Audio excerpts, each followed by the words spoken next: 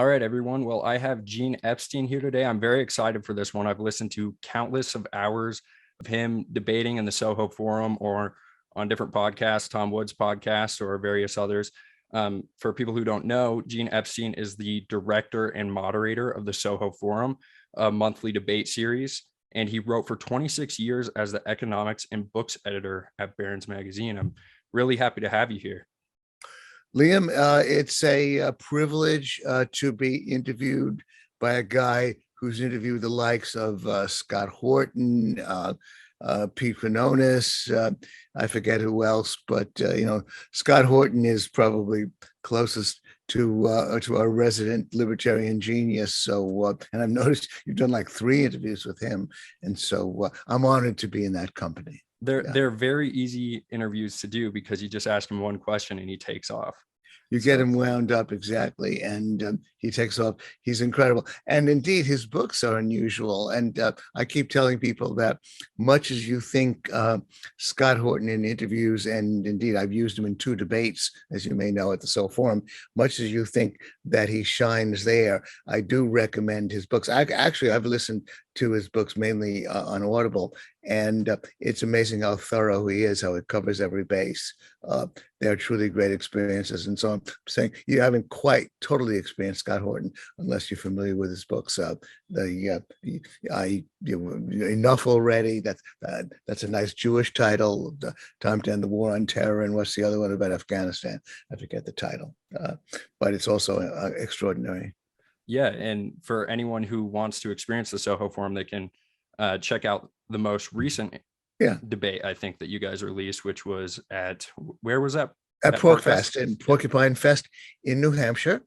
And I think Scott did a very good job. Actually, I do think that the previous debate, which of course the big sensational confrontation he had with neocon Bill Kristol, I think he blew it a little bit.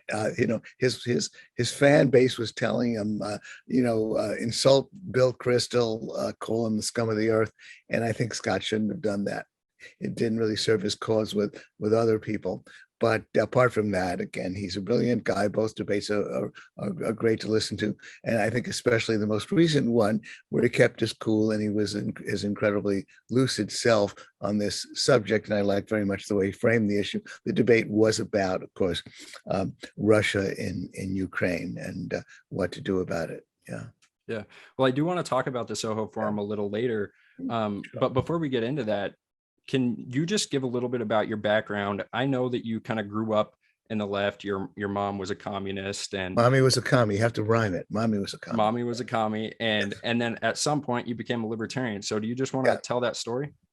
Yeah, I've told the story many times in different ways. As a matter of fact, recently Walter Block and some others commissioned origin stories from libertarians, and I wrote up my origin story in that way, starting out as a Stalinist at age 6 or 7, with my mother's tutelage, because she was indeed a member of the card-carrying member of the Communist Party.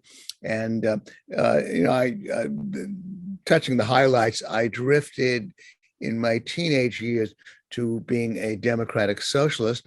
I felt in those days I could sort of split the difference between being left-wing and being pro-civil libertarian. The democratic socialists, you're too young to know too much about them, but even today, by the way, the democratic socialists of America do think that they're for civil liberties, that they do care about free speech and freedom of choice. And so all that was good. And so I felt, well, this is the way to be a socialist. And indeed, the democratic socialists, especially in those days, were very dismissive of the totalitarianism of the Soviet Union, as well as of Maoist China. And of course, my mother was a big advocate of the Soviet Union. And so we were in opposition to each other in those days.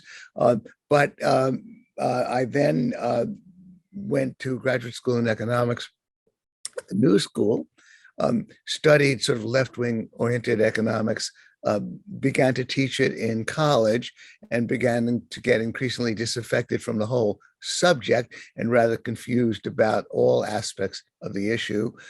And then by chance, this is that hysterical moment, cue to that moment in the movie about me, where I'm thumbing through a copy of Man, Economy, and State in the New School library. A couple of times I pick it up, put it down, look at it. I didn't know too much about the author Murray Rothbard at the time, but then I forget why, but I started to read it. It's a 2-volume work, and it meant a great deal to me at the time because I was teaching economics at the time, and Rothbard not only sets forth the principles of Austrian economics, he has a lot of digressions in that book about the problems with mainstream economics. And so that was, I had a series of eureka moments reading that book. I was in my late 20s by that point. And that led me to the Laissez-Faire bookshop in downtown Manhattan, which was then a bricks and mortar bookshop that sold virtually everything by free market writers. And I used to go there every week and browse and buy a couple of books. And so over the next few years, I pretty much read everything in the canon. I actually attended a couple of seminars at NYU where Israel Kirzner was. I even stormed into Rothbard's class once at Brooklyn Polytechnic without even asking him if I could audit. I didn't have much contact with him personally, but read all his books, and so that pretty much converted me. But that's my reading experience. But of course, I had to address my two issues having to do with freedom and prosperity. Being left-wing oriented, it mattered very much to me to be able to grasp how the free market really is the poor person's ticket to prosperity, how the free market is essential to lifting the living standards of the broad masses of people. And I felt I felt since that's the main thing I want to teach people, because I believe that there is a common perception on the part of left-wingers and progressives that that free market economics is really okay for gifted people. They can be free, but the ordinary person gets shafted. And I think really the reverse is the case. Incidentally, of course, understanding how free market capitalism is essential to liberty, given the scarcity of resources, given the fact that you don't want the government to control those scarce resources, because how then can you allocate labor and capital to publishing freely in society? All of those issues were very important to me as well. Once I've resolved the issues of freedom and prosperity, pretty much had the two pillars of economics nailed down, and the rest is commentary. The rest is everything I've studied as an economist. So that's pretty much it. But in terms of my career, I wandered. I really did not like college. I did not like high school. I didn't like elementary school. The whole thing was a complete waste of time for me. When I say to people, I would have been better educated had I not attended any school at all, what I really mean is, for some reason, I actually could read before I got to school. I don't know how. Nobody taught me, but I used to read signs all the time and piece them out. And then on top of that, I pretty much learned how to do sums. And then, of course, I learned a few things in school. But when you think about all of the wasted time in school and all of the things I had to unlearn, had I simply been on my own, I think it would have made far more intellectual progress on my own than going to school. And that's my long-winded story about why I dropped out of teaching anyway, because I didn't want to be subject young people to the coerciveness of school. I went to Wall Street. I then got a job at Barron's Financial Weekly, which is where I was pretty happy, covering the economy every week and being book review editor, just as you suggested. I left Barron's in early 2018. And prior to that, I'd started my debate society, the Soho Forum, and that's where I am to this day. So I should shut up because I've given you probably more than enough details than you bargained for. Yeah, well, I'm very interested in what you were saying about school and academia. I just finished 4 years at the University of Montana, and I had a very similar experience. I got what you would expect out of a philosophy department kind of course at the University of Montana. Just any college, you learn Rawls, but you never touch into libertarianism. If you do, it's maybe Nozick, maybe Hayek a little, Road to Serfdom, but most of it is Rawls. And towards the end, I got pretty resentful because it was like I could have been spending my time reading Hayek, Rothbard, and whoever. But I am wondering what you feel about academia right now. Do you think that there's any value to it? And are you pretty optimistic about academia? Oh, wow, optimistic. Well, I don't have I mean, I only know what I read from people like Phil Magnus. What's that book he collaborated on with that other guy? With the preface to that book has that great passage where they say in that book about academia, a study of the economics and politics of academia, a superb book. And I'm sorry I forget the title, but anyway, they begin by saying that if you've ever heard of that corporation Enron, which is a dishonest corporation that went bust, that the average university makes Enron look good by comparison, looks ethical by comparison. I would want at the very least to roll back the state institutions of higher learning. I do think that a libertarian society will always have colleges and universities and research institutions and places for people to go to learn things at any age, by the way, especially when they're 40 and 50, when people tend to get more reflective about life and want to read up a little bit more. You're unusual in that you do have a great deal of intellectual curiosity. Most young people pretty much want to get out in the workaday world. They want to, and of course, if it's necessary for them to study a vocation, then maybe the classroom is good for that, maybe not. Most of what you really know, you learn on the job. We should really just basically abolish all of schooling. Parents would make sure that the kids learn the literacy and numeracy, and then businesses would basically set up apprenticeships. Medical businesses would set up apprenticeships. Legal business would set up apprenticeships. In different fields. It's my bar mitzvah plan, as I like to put it. You're 13 when you bar mitzvah. At the age of 13, so long as you master the basics, 3 R's, then you go out into the workaday world. Workaday world, for the most part, where you're probably an apprentice. You're maybe earning your keep by being an apprentice in a different field, or maybe your parents are helping to pay for it. We could free up a couple of $1 trillion of money wasted on schooling that even parents of limited means could have to send their kids to apprenticeships. A business would respond, because if business can no longer use colleges as markers for qualifications, then business would turn to other ways of doing so. Which gets me to the main point about why people earn more when they finish high school and college. They earn more not because they've learned any marketable skills, but because it's a form of signaling.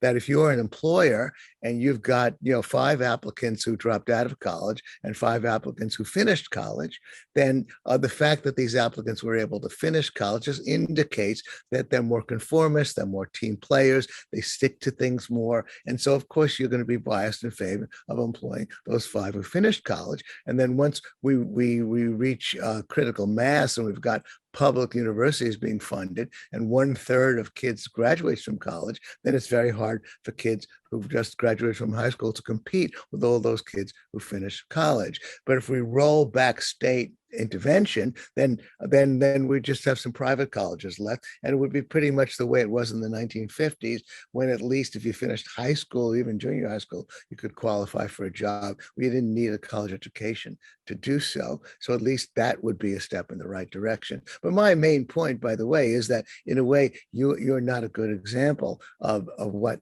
schooling subjects people to, because by and large, the vast majority of young people are not interested in sitting in the classroom, listening to lectures and reading books. This is not what young people are all about. That comes later. And even then, for most people, it may never happen that they ever become reflective enough on life to want to read and study.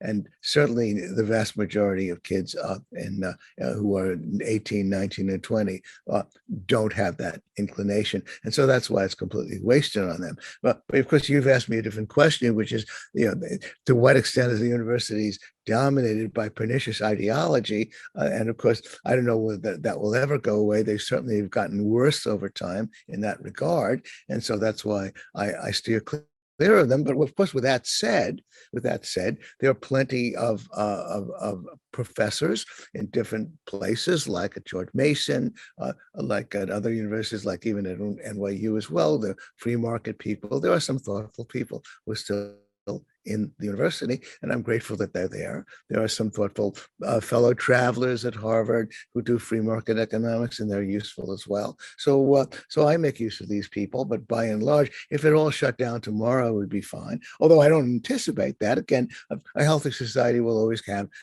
colleges and universities where people like to go and reflect on life. And I hope that the average age of the people who go is a lot higher than 19 and 20. And of course, it's also great that we have we have schooling for older people. They a lot of classes that older people enroll in. All that's healthy.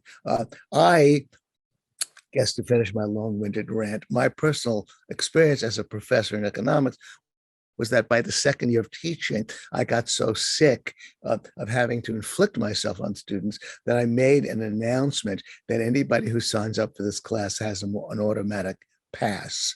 All you have to do is sign up and you've passed the class and you're going to get the credits. And then I said, well, if you want to get a good grade, though, you have to show up. So I had to make my peace with the system that way. But what happened was that after my first class, maybe 90% of the class I never saw again, because of course once they were told that they could pass the class, they weren't interested. But then that 10% that remained was interested, and I could teach them, and I had a decent teaching experience with that 10%. So that's probably a good polling, which is that probably 90% of kids who are in high school and college really have no interest in being there. They'd much rather be doing something else with their lives.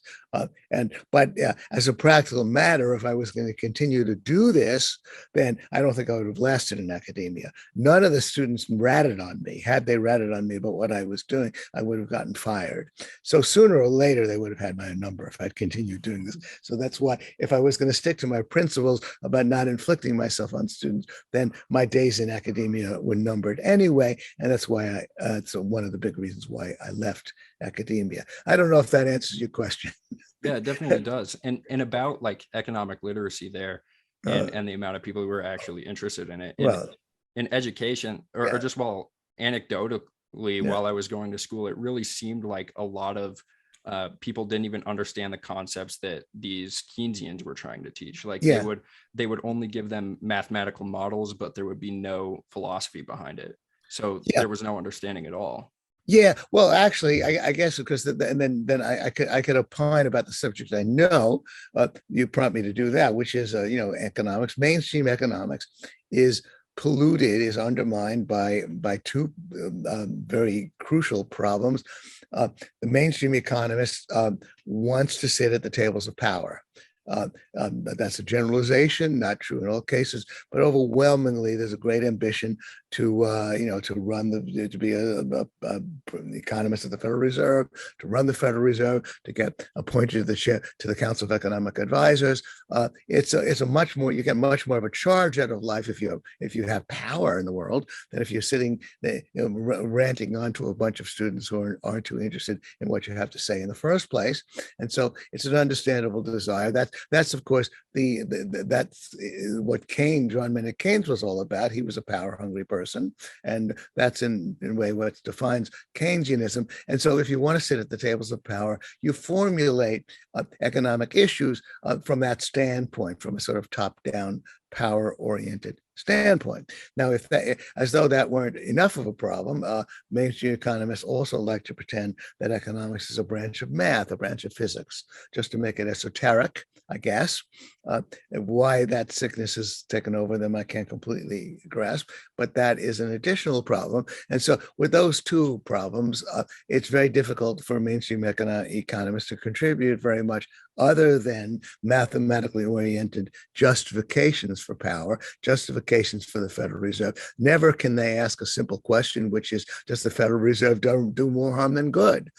Does top-down planning do more harm than good? I say never, and that's that's an exaggeration because despite those two problems, mainstream economists sometimes produce interesting insights, do interesting research.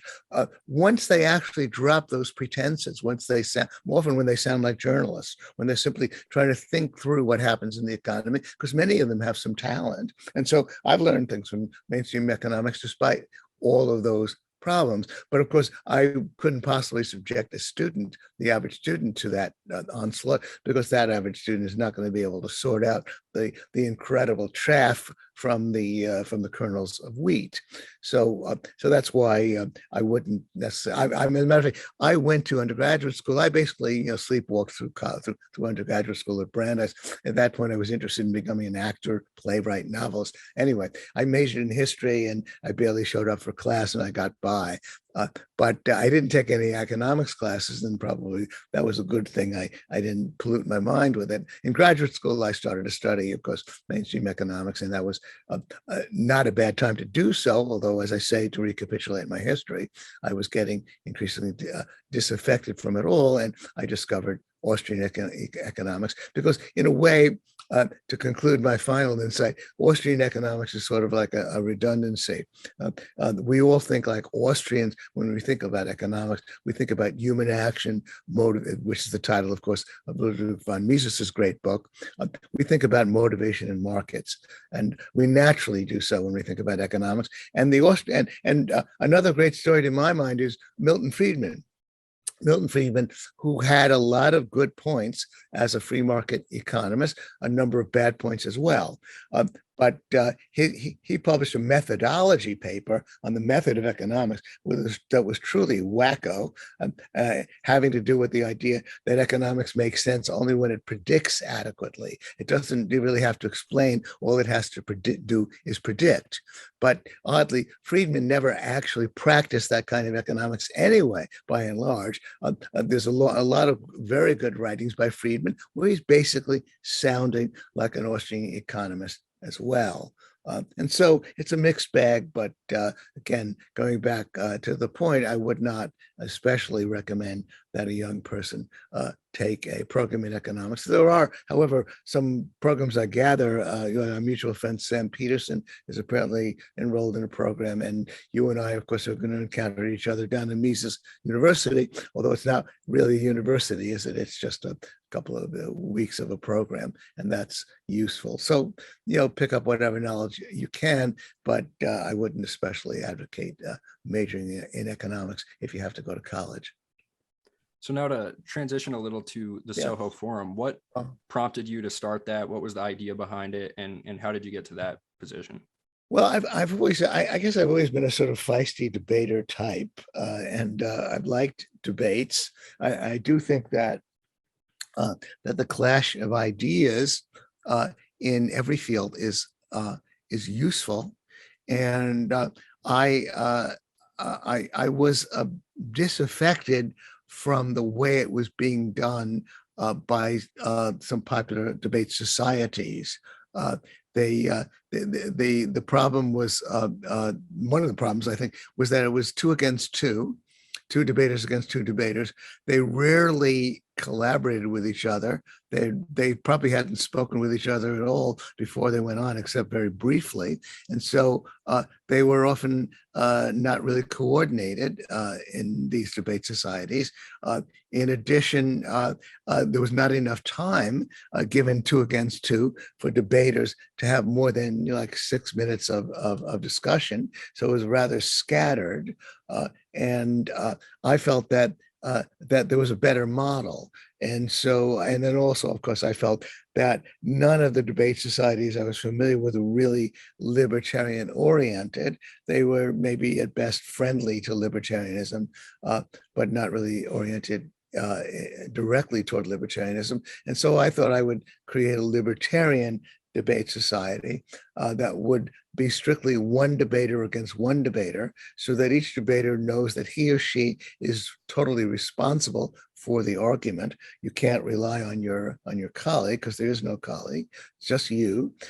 In addition, if it's one debater against one debater, each debater can speak in paragraphs, can get 12 to 15 to 17 minutes to make his case, so that there's enough time for people to really get into the issues.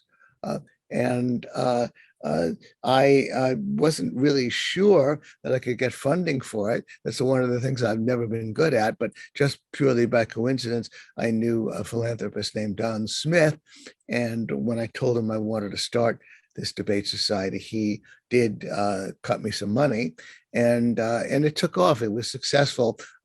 I wasn't the one who had the idea by our fifth debate session that we could charge tickets that people would actually pay to attend, but one of my colleagues who was helping me with the debate society did, and so now we charge $24 a ticket, $12 for students, and people are willing to pay. That helps pay our costs.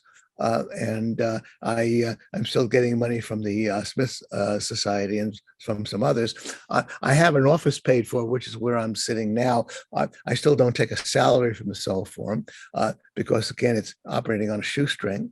But because, again, I've never been that good at raising money, but we do have adequate money to put on our debates and to put on a series of debates in the future. The other part of my debate society is a secondfold mission, which is to get libertarians together, to have a party, to do it in person. First of all, on the live stage. I've always loved the theater, and I know that part of the reason why people like to attend is that it is a kind of a theatrical evening.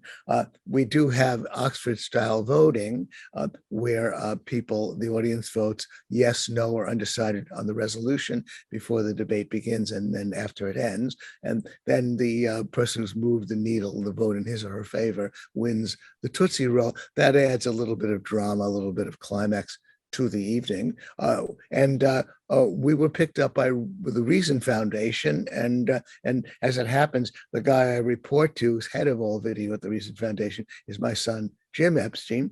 So I'm not the son of the boss. I'm the dad of the boss, and they release all our debates on video and podcast where they live on. And I've been gratified that I've done 6 debates at the Soho Forum, 3 of them with socialists, and one of those debates with Richard Wolff, emeritus professor and eminent Marxist, has gotten nearly 5.2 million views on YouTube.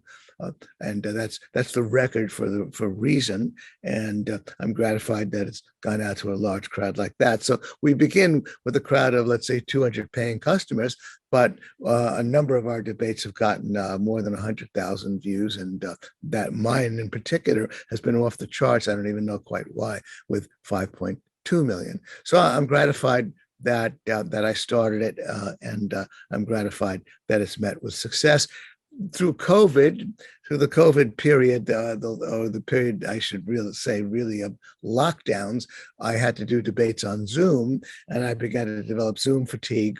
We did 11 debates on Zoom, and that was okay. I'm glad we did them, but I'm certainly glad that we've returned to a live debate, which is where I like to do it. We do have the headache of flying people in, putting them in a hotel, paying them a fee, but putting it on the live stage is really something that's very important to me. And we will as well. You mentioned, I know when you're going to air this, I guess by now it will have happened. We will be doing a debate down at the Mises Institute to coincide with Mises University, a debate on gold, on the future of gold. A future of gold is money, that will be held at the Mises Institute, which I'll be moderating. That's very exciting.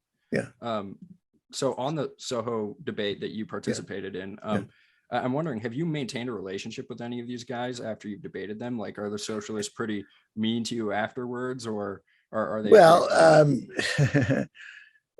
let's see. Well, me personally, well, I did 6 debates, and I guess I don't have a relationship that I've maintained with them personally. I mean, I didn't have a relationship prior to this, because the people I've debated pretty much in a different walk of life, three socialists. So, and obviously they didn't like the fact that they lost. And so, I mean, it's not like they're my enemy. I do twit Richard Wolff, Richard Wolff is the guy I debated with, where we had 5.2 million views. Every time I reach a milestone with debates, with the YouTube views, I release that on his on his Twitter feed to alert people.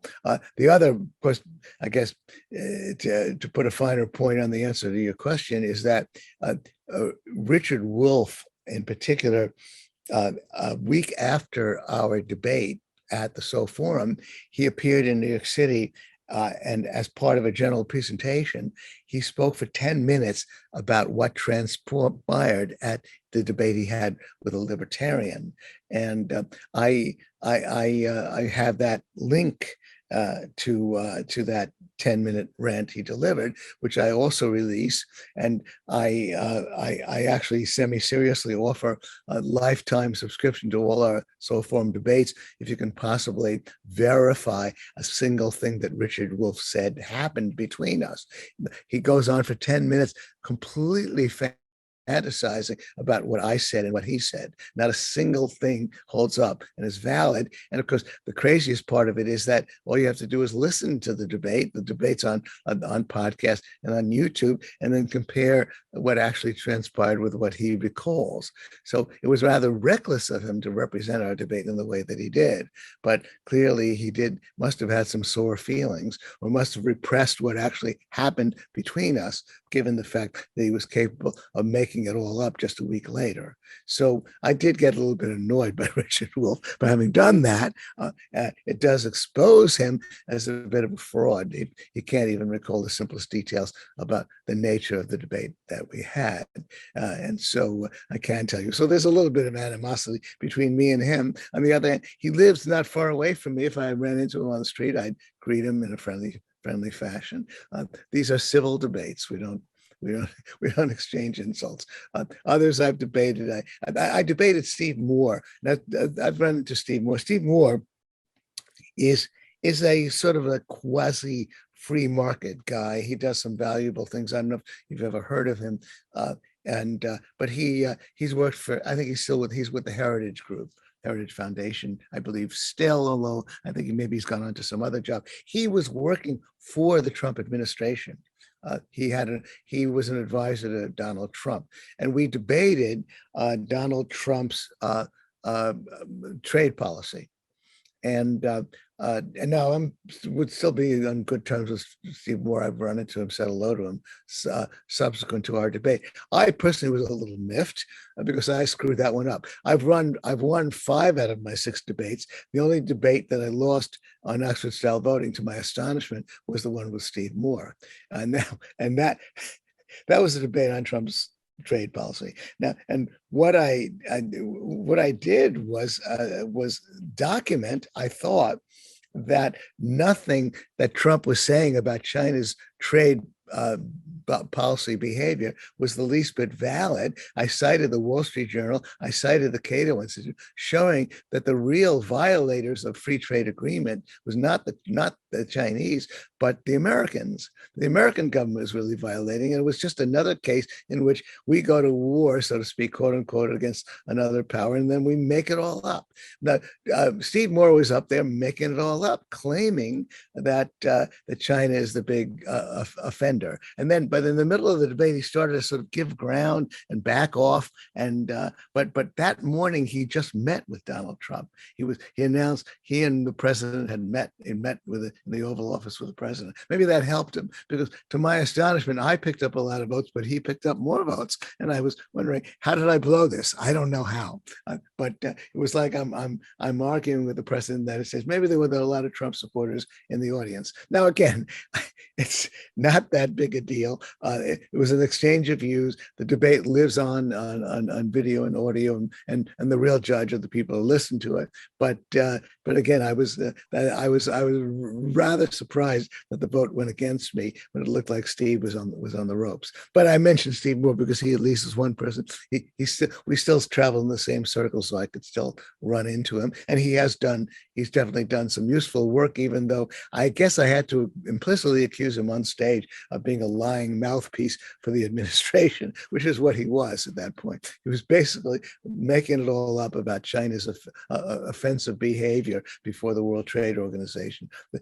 The Cato Institute had shown that China had actually behaved pretty well, and that the country that really violated World Trade Agreements was the U.S. So let's see, that's my long-winded answer to your question. Do I maintain contact with any of these people? Only occasionally with Steve Moore. Throughout all of your debates with socialists, I wonder what has been the best argument, or maybe the best debater that you've heard, maybe even throughout all of your readings. Has any argument that you've come across actually challenge you a little bit? Oh, wow. Anything? Well, the answer is no. Nothing has challenged me, probably because, as we've already established, I've been there and done that. I spent years as a socialist. I know those guys better than they know themselves. I know those women and men better than they know themselves. I'm familiar with them. I came from that background, and so there's nothing that they can tell me that I haven't heard before. But of course, perhaps if you've listened to the debates, my core argument about the democratic socialism, the kind of socialism they argue for, that many of them, including Richard Wolff, they'll say something bad about the Soviet Union, but the next thing you know, they're saying something good about it. They're a little bit difficult to pin down about what they really think about the horrors of socialism. But of course, that's an obvious one. The record of socialism is pretty appalling. And so if you're arguing for something that has so much blood on its hands, don't you bear a pretty heavy burden of proof? You can't be complacent, and yet these people are complacent. But they'll never seem to come to grips with the fact that they're selling something that's been pretty pernicious. And then, indeed, getting back to my mother, who's a communist, even she began to abandon the Soviet Union after the Soviet Union unraveled in the 1990s. But of course, my core argument with the socialists is something I discovered years ago, which is that if their basic case is that workers should own the means of production, as I documented over and over again in all three debates, that could happen pretty quickly. There's nothing in capitalism that says how firms should be run. All that capitalism says is that the means of production is privately owned. There are private property rights. But obviously, that doesn't mean the workers can't own the firm or run the firm. Of course, they can. And because I'm an economist, I was able to show how easy it is to bring that about if indeed it does speak to deep needs and desires, as Richard Wolff has said. That's a quote from him, that the desire to run your own firm, your own firm and take it away from the managers speaks to deep needs and desires. So if that's the case, it shouldn't be very difficult for 2/3 of the workers to be rallied behind that idea. And my key point is that the workers actually have more capital funds than people realize. But apart from that, they've got control of the consumer dollar.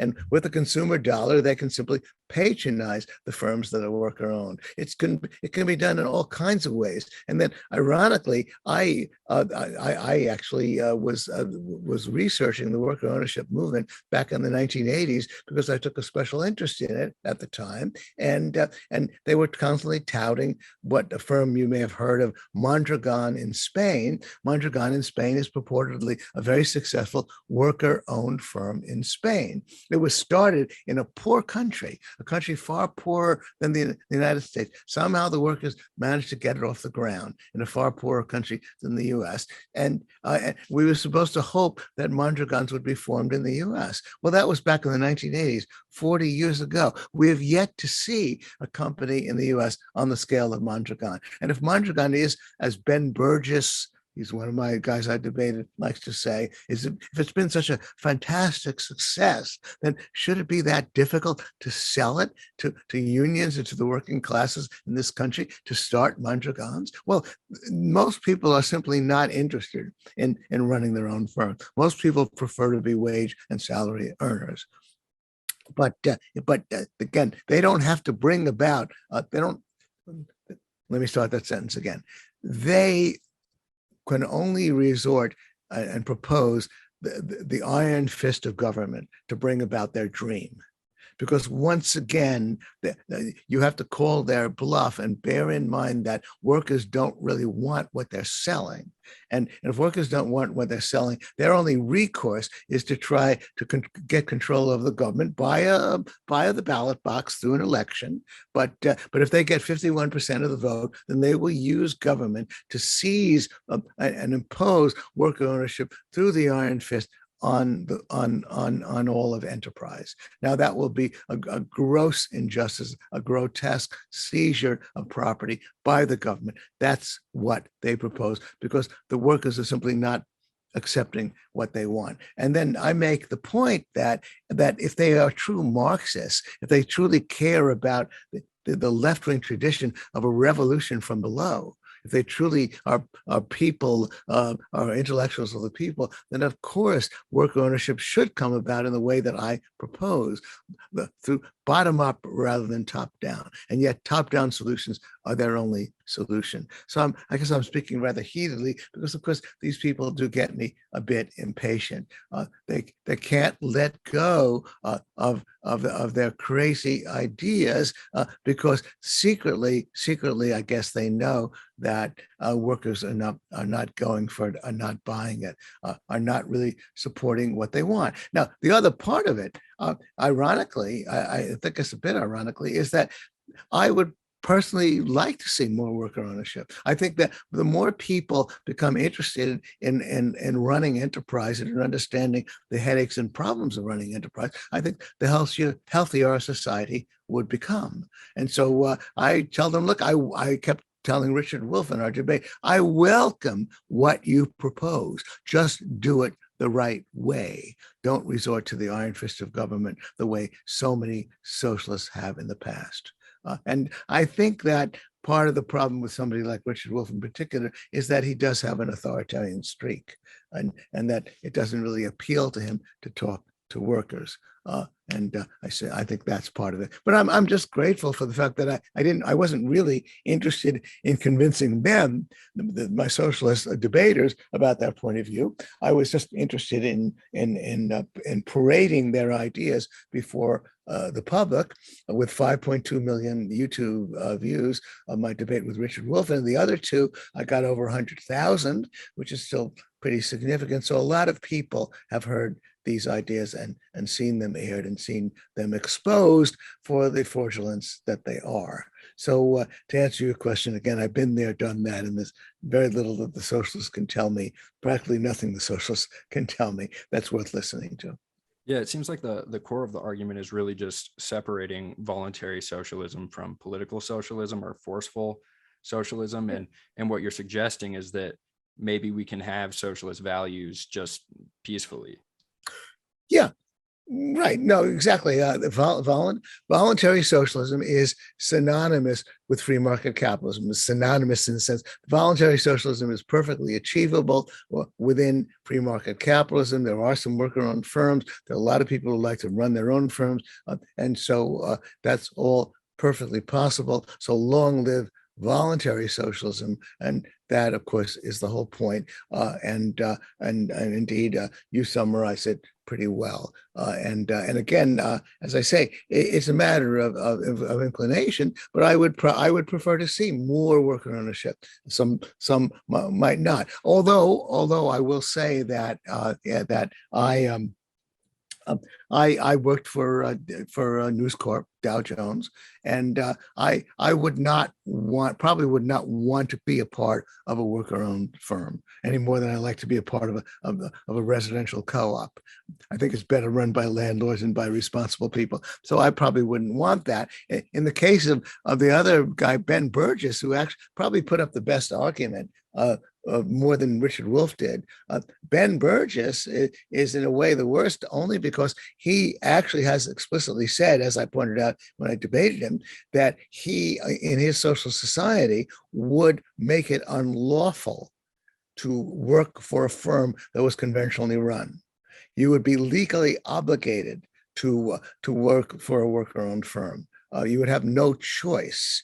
And I regret a little bit that I wasn't a little harder on him when he was asked on the floor, well, would you put these people in prison? Because who insist on working for conventionally run firms, because he hemmed and he hawed, and he was able to say, oh, well, he'd be reluctant to put such people in prison. But of course, he made it fairly clear that he would be prepared to punish you if you tried something so dastardly as to work for a conventionally run firm. And that's, again, my problem with Ben Burgess, who's a nice guy personally, but he too clearly has an authoritarian streak. There are socialists who, when given that dilemma, that problem, well, let's say people prefer to work for a firm that's managed by others and that's owned by others. What then? If you respect, human choice, and some number of socialists say, well, I guess we'd have to put up with that.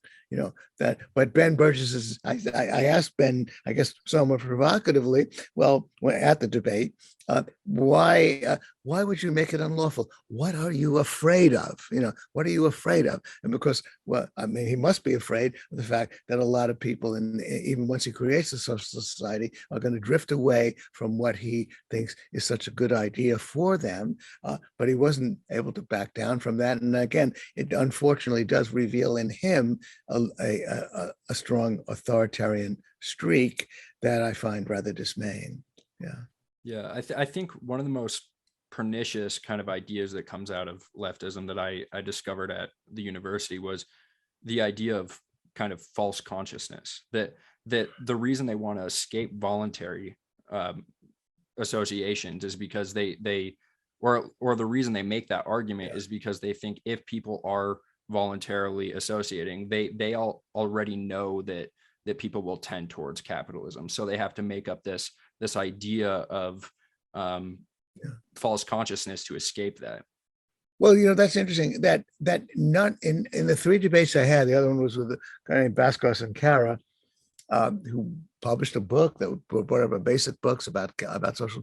None of them actually used that phrase, false consciousness, which is, of course, a phrase I'm quite familiar with, that the workers support capitalism because they've got false consciousness. They're conscious of falsities. They're confused, and therefore we've got to teach them. And none of them actually used that phrase. They kept insisting that workers really want worker ownership. So they were caught a little bit. But of course, that's if they had used that argument of false consciousness, I would have said that, well, look, we just simply have to make our choice as people who respect human rights. If you want to use authoritarianism, if you want to use force to impose your will on people because in your opinion they suffer from false consciousness, then I can only call you an authoritarian. You don't want to be patient enough to point out to them that, as Richard Wolff says, work ownership speaks to deep needs and desires. You don't want to be patient enough to point out to them that there are worker-owned firms and look how wonderfully they operate. You don't want to be patient enough to point out to them that Mondragon, as Ben Burgess said, it's a huge success. Well, let's all sit down and watch a movie, a documentary about how everybody's so happy at Mondragon. Can't you pierce the false consciousness of all these stupid workers? Or maybe you can come to respect the fact that they're making another choice in life, that they don't really suffer from false consciousness, but that the deal that's being offered them, decent salary and decent benefits and a decent job, and they'd rather not have to suffer the headaches of running a company. They'd rather think about other things in their life. Isn't that a possible choice as well? And so that's, of course, the only thing you can say to these people who insist on the false consciousness point, that if you want to go around saying that others have false consciousness and that you've got to use force, the force of government, to get them to go along with what you want, and if on top of that, if you're Ben Burgess and you want to throw them in prison if they ever stray from the creed and go back to false consciousness, then then you clearly cannot be called someone who respects human choice, human wishes, or even human beings. That's really all you can declare if they're going to hide behind the false consciousness cloak. But I was a little somewhat surprised that actually none of them used that phrase, false consciousness. I don't know why they didn't resort to it, but none of them did. Yeah, I think my favorite argument that you made was almost that, like, I'm going to try to summarize it, that No? capitalism is somewhat democratic, that Oh, how can you yeah, expect, or it's more democratic than what they would want. yeah, yeah. That, like, how would this majority or more majoritarian system possibly account for the kosher restaurant or Yeah. all of these minority voices that need to be represented? And I'm Yeah. wondering if you can kind of rehash that. Well, I mean, there's different aspects to the democracy. The issue, as a matter of fact, I learned from an insight of Thomas Sowell's. I highly recommend Thomas Sowell, and I actually think he's more of an Austrian economist than even he seems to acknowledge, because he writes about the market as process, and of course, one of his key books, Knowledge and Decisions, is inspired by Friedrich Hayek, even though Sowell goes wrong about a lot of things and actually has not read a whole lot of Austrians. But the one aspect about democracy is the idea of the dollar votes, that the protest about capitalism would be that rich people have more dollar votes than poor people, and so therefore it's an unequal democracy. Whereas under a democracy we have one man, one person, one vote.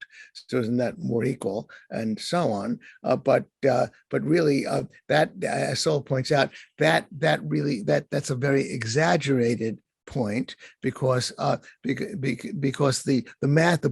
masses actually control more dollars than rich people do. So by and large, the great fortunes are made by selling to the masses. By and large, goods and services cater to the masses, because in terms of the numbers that I throw out, which I looked up, is that the lower 90% controls nearly 80% of all consumer spending, accounts for nearly 80% of all consumer spending. And so by and large, it's the expensive estates are taken over by developments. So for them, and also on top of that, as Saul pointed out, oftentimes the rich people are voting on the side of the masses anyway. They're also going to sporting events and casting their vote in the same way. So it's a very exaggerated point. But then, of course, the other part of it gets into what you touched on when you mentioned the kosher restaurants, which, of course, is that a minority taste can be much more easily accommodated.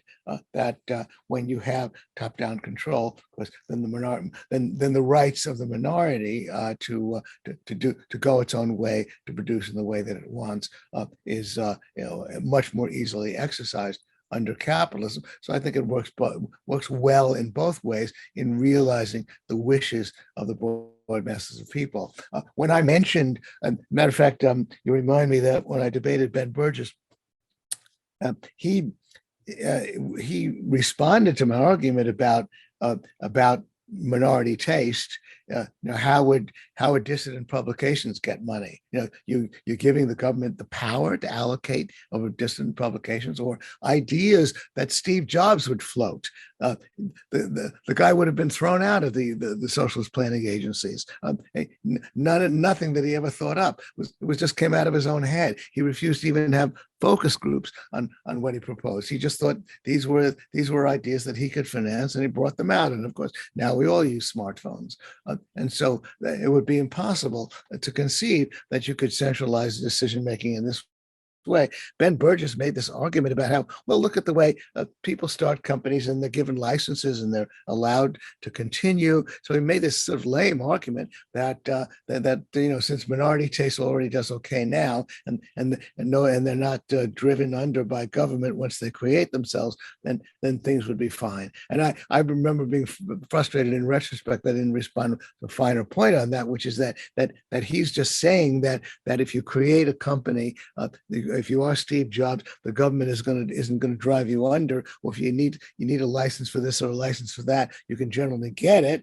All of that. Whereas what he was really proposing is that we appoint tribunals to allocate scarce funds, to have decision-making power over the responsibility of allocating scarce funds, which is a very different thing. And even if you were to imagine that they're very liberal-minded and that they really wonderful people who make these decisions and that they even have some imagination about new ideas, the idea that you can possibly trust these people and centralize it and make it impossible for anybody to raise funds on his own to launch his own ideas. I mean, that's just crazy and absurd. And of course, we know that that usually the worst will get on top, to steal a phrase from Friedrich Hayek, that the worst kind of people, the most power hungry people, are going to be allocating funds for new ventures. And so that's, of course, going to become oligarchical and extremely anti-democratic.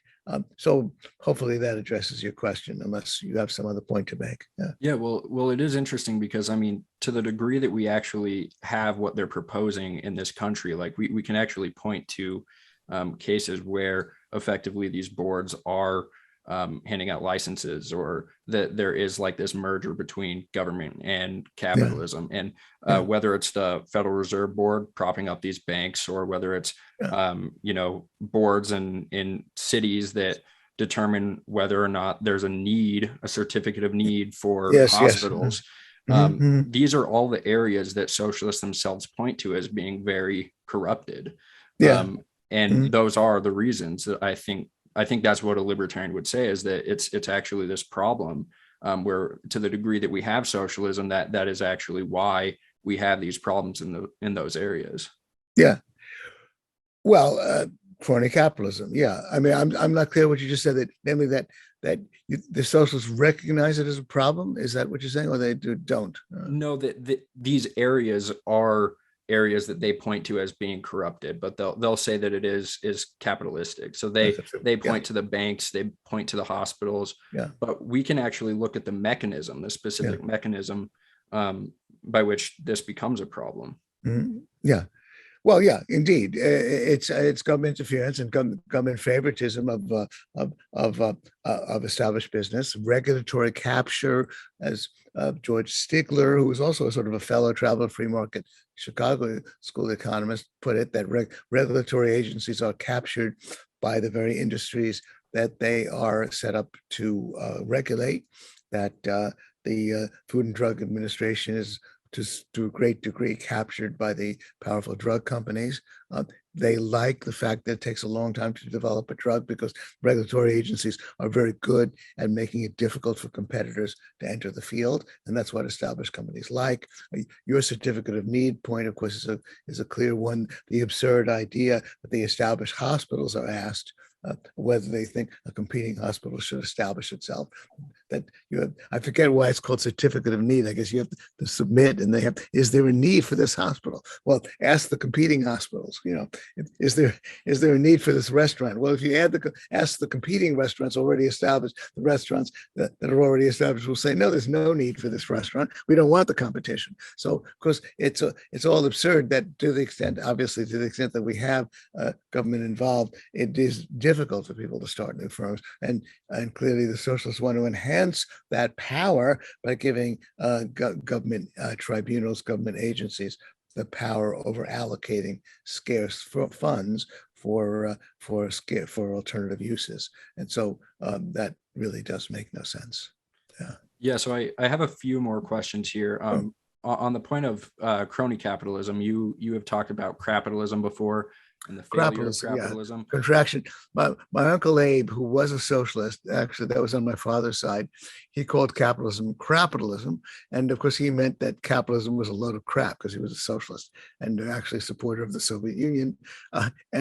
So now I've brilliantly taken the term crony capitalism, contracted it to mean crapitalism with an R, that indeed that's a lot of what we have, not capitalism, but crapitalism. Go ahead, yes. Yeah, I'm just wondering, from your insights about like the 2008 crash, I know that you've done talks about the Dodd-Frank Act, Fannie and Freddie, and I'm wondering if you have any insights in maybe like comparisons to 2008 to today, if you think there are any actors that we should be paying attention to other than the Federal Reserve, like Fannie and Freddie, and if you think that we're in a much worse position now, and kind of where you think things are going. All right, you asked me the toughest question of all.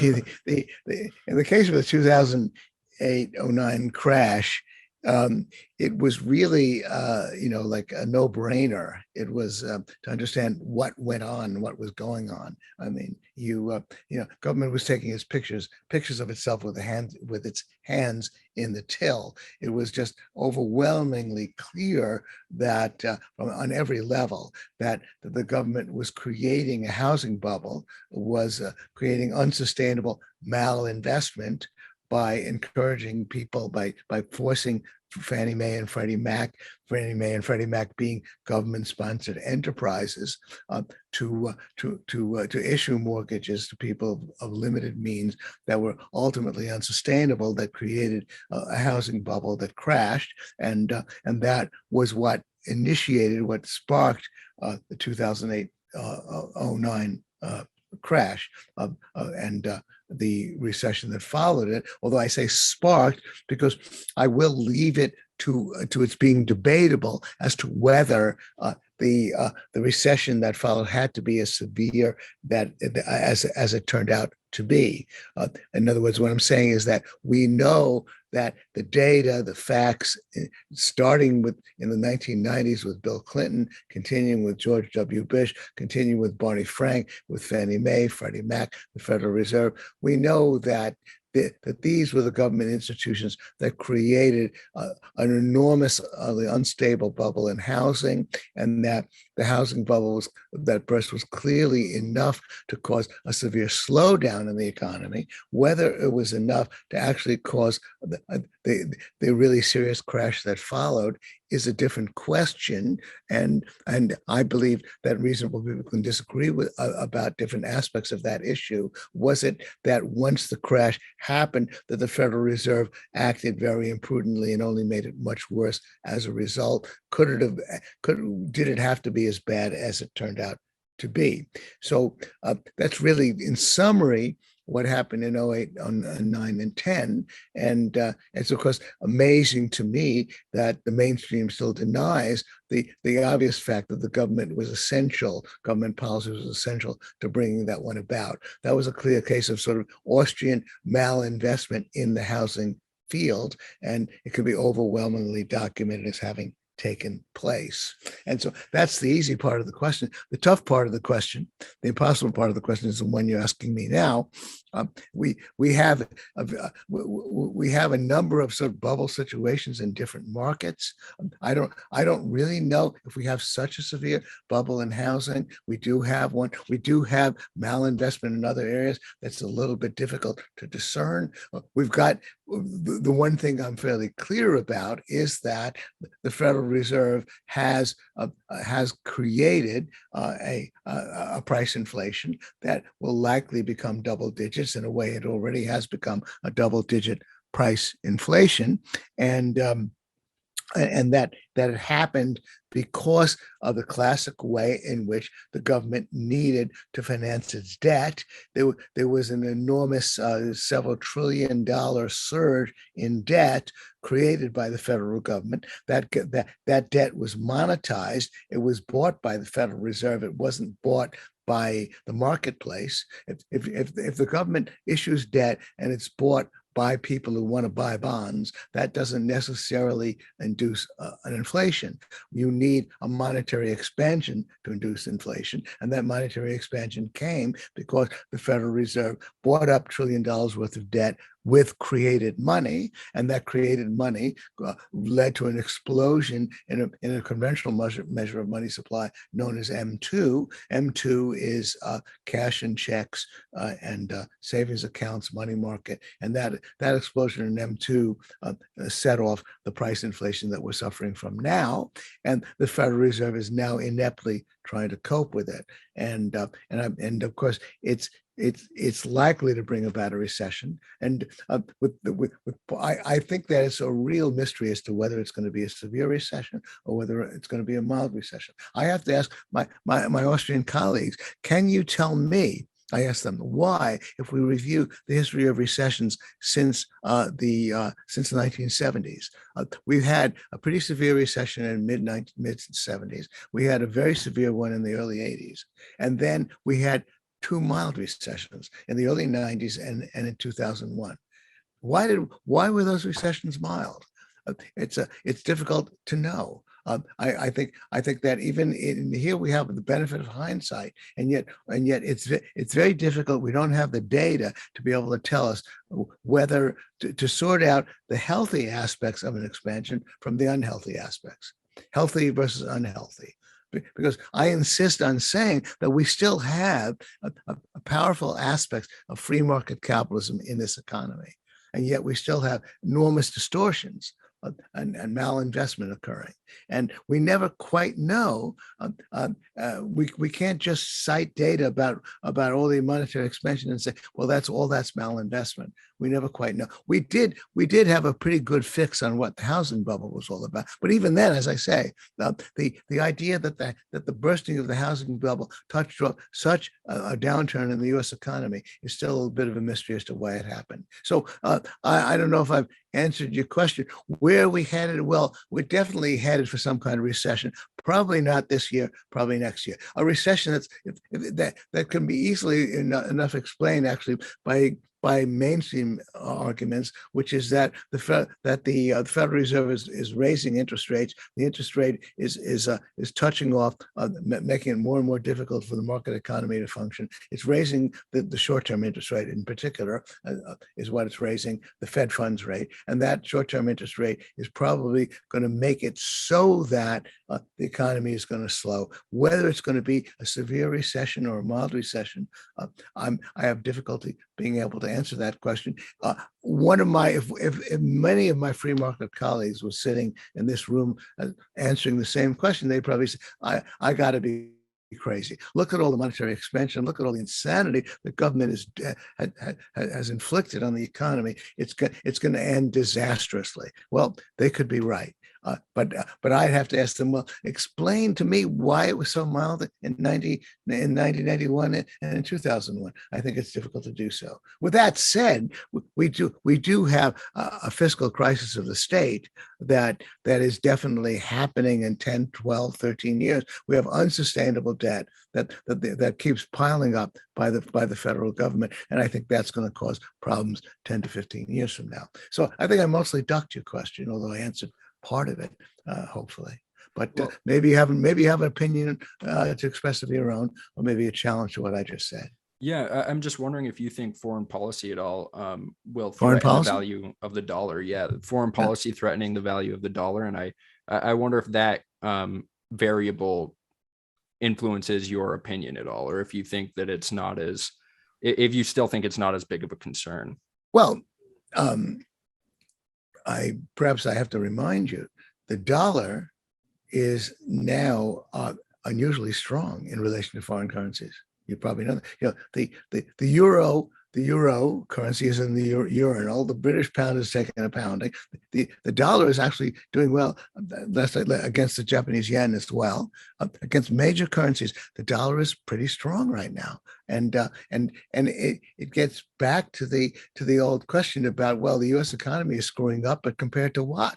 You know, the U.S. economy is screwing up, but compared to other economies, it's not doing quite as badly as those economies are doing. And so the dollar is actually strong. Interestingly enough, when I talk about the fiscal crisis of the state 10 years from now, 15 years from now, because of the huge pileup of debt, then part of what would bring about this crisis would be a weak dollar.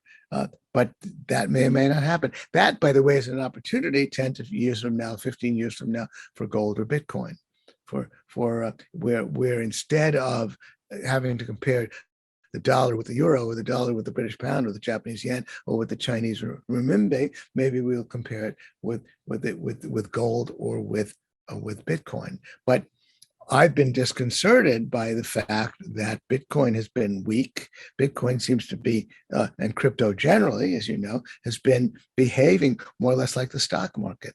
The gold market has also been relatively flat to down.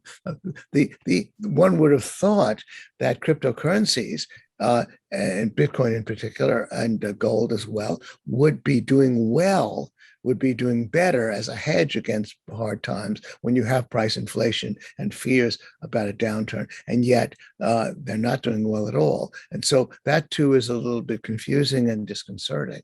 But But with respect to the dollar right now, the dollar is strong, and it's making it is actually causing some easement of price inflation, because it means that the imports into the U.S. economy are being bought with a stronger dollar, and that those imports in terms of dollars are actually cheaper to U.S. importers than they otherwise would be, and so that's actually helped matters to some degree. Whereas the Europeans actually have to buy oil in dollars, because oil is denominated in dollars, and they've got to use their euros to buy those dollars. So they're being hurt by by the situation, by the fact that the euro is so weak. So the dollar's doing pretty well. Yeah, so I have one more question. Just Only to, one more. Okay. Yeah, just to change topics. You've exhausted me completely, I guess. Is that all? Go ahead. Yeah. Well, it's more it's closer to home for you. I'm wondering if New York is a lot better than it was 2 years ago, and if it's I don't know if you saw, but there was an article, I forget which publication it came out in, but it was saying that New York is the most libertarian city in the country. I forget which publication this was, but it's a little laughable. So do you want to just talk about the state of New York and how Okay, good. Well, that's that last question that I'm going to take about an hour to answer it, because Okay. it's one of my passions. So we've got 1 hour left, and I'm going to answer your question. I'm kidding. I guess I'll give you the short answer to that question, which is that there actually is some truth in the statement, about New York being a libertarian city, because indeed the truth is that it's still filled with entrepreneurial energy. It's if you go to the outer boroughs and look at the immigrant restaurants and the immigrant pizzerias, the ways in which New York has benefited from the influx of immigrants in its outer boroughs, and the entrepreneurial energy that they've brought to those outer boroughs. My wife owns a residential building. We live downtown, and she's and there is a space for a restaurant in that building. There's two young Korean guys who are starting a restaurant. They're there every day, cleaning it up, energetically backing it. You walk the streets, and you see stores, you see entrepreneurship, you see a whole lot of people who have smarts and who have enthusiasm, who want to run their own businesses, and so that's what I call libertarianism. In addition, of course, the New York ethos is it's not live free or die as it is in New Hampshire, but there is a certain libertarian ethos on the streets of New York. You can be gay, you can be straight, you can be trans, you can be whatever you want to be. You can walk naked down the street, probably not get arrested. So there is a certain libertarian tradition. The theater, I'm a theater goer, theater buff, and I love the theater. And you look at these small theaters. I go to the far side of 42nd Street. They revive old plays. People who love to act on the stage, who make relatively little, who have maybe day jobs or night jobs, but they want to keep theater alive. They're like over 100 legitimate theaters in Manhattan and in Brooklyn and Queens. And so all of that entrepreneurial energy I regard as libertarian. The general feeling of live and live, I regard as libertarian. On the other hand, of course, now I'm sounding like an economist. On the other hand, we do have progressive lunatics, and we do have the government, and we do have all these crazy rules and regs, and we do have people who apparently think that you should walk down the street wearing a mask. And so that's ugly. That's awful. And so in that sense, we are with the Soviet social, we're the People's Republic of New York City, and so that's the other aspect of New York City. Now, I've been tempted to move to the Free State of New Hampshire. I've got a stepson who lives up there, and his wife, and I've become friends with a lot of people up in New Hampshire. Unfortunately, I am 77 years old. I live in New York since the mid 60s. It's a little bit too late for me. Plus, I operate the Soho Forum, which, by the way, Soho Forum is entrepreneurial. I rent a space. I I run the parties. So I'm part of that ferment as well. Proud to have become a social entrepreneur in my old age.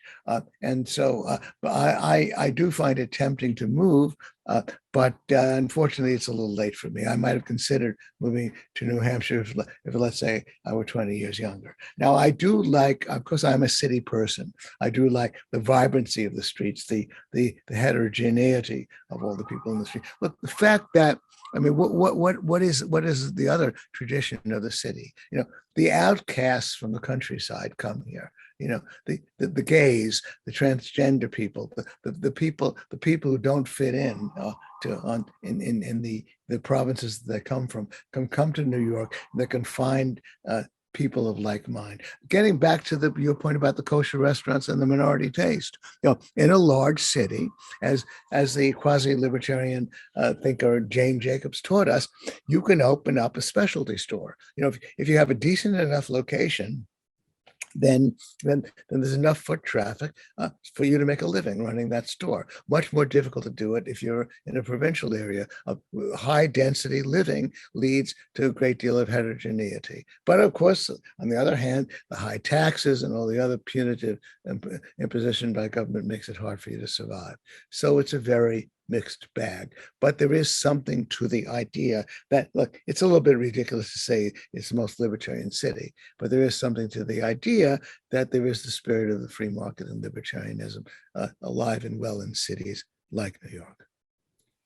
Well, we've run through all of my questions. I have really appreciated you coming on the show. I value your time. And Sure. If you want to just pitch your social media or the websites for the Soho Forum, please do.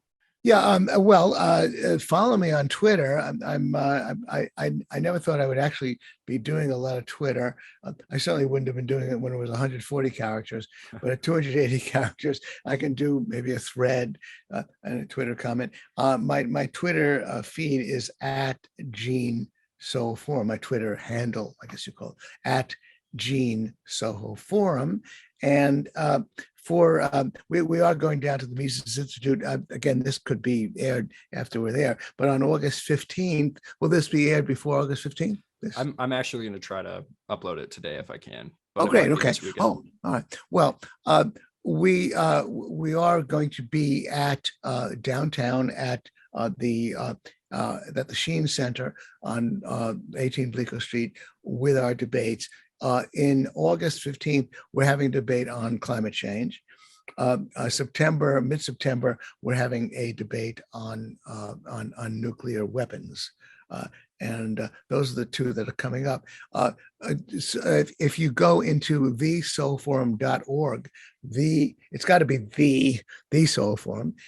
That's how we're registered, thesoforum.org. Then you can register as a subscriber and get all our newsletters and be able to be informed about our debates. We now have a system. I have a system, I should say, where the party that we have afterwards, the crowd can't be accommodated at the Sheen Center. It's a large auditorium, but they don't really have a space for the party. We used to have a place that we went to which shut down during the lockdowns, and it's not reopened. It's where we could have both the debate and then the party. But now we have the debate at the Sheen Center on 18 Bleecker Street, and then you just walk up 2 blocks uptown to the loft apartment that I share with my wife, artist Hisako Kobayashi, which is where we have the reception. And so that's been our model. That exhausts my wife a little bit to do the reception, but it's been a lot of fun. I find it to have 100 people over with that enthusiasm and that interest in intellectual ideas always puts me in a great mood. So that's what we do. We have a twofold mission: to have an interesting debate, but then to have a party afterwards where you can come talk about the debate with people and meet other people and have a decent time with food and wine. So again, that's August 15th and actually September 19th are our next 2 debates. And go to thesofoforum.org for that information, at Gene Soho Forum for my Twitter handle. All right. Well, thank you so much, Gene. I really appreciate it. Delighted, and I guess I'll see you at the Mises Institute. Yep, I'll see you there.